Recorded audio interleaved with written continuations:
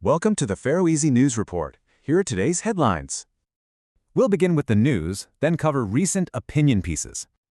All right, first up, the Ministry of Justice has annulled the 2024 municipal election in Runavík.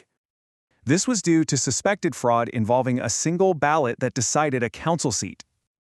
So, a re-election has been scheduled for January 13, 2026. And as part of this, the Police Prosecution Authority has now formally charged one person. The charge is for violating Section 116 of the Criminal Code. Moving on to energy, the company SEV has announced a price hike for 2026.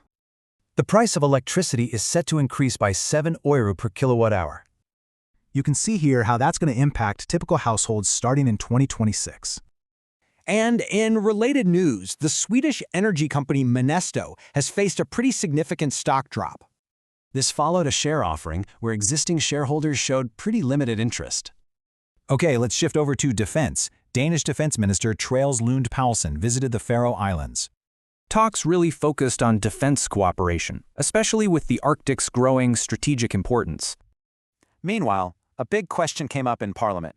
Who's supervising the Danish Navy for smuggling? Well, the official response confirms warships have immunity, so they aren't subject to standard checks. All right, now let's turn to the opinion desk, starting with the debate around Russia sanctions. So, a debate has kicked off since the government got the power to implement these sanctions. Skurður Skale argues for a proactive stance, given Russia's known character.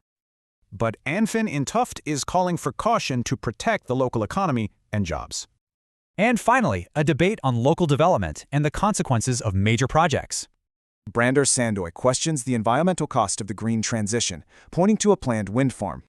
And Samuelmatris Christiansen argues new tunnels will just create island versus island competition. Like and subscribe to Palsfundamentals for more content like this. Sources linked below.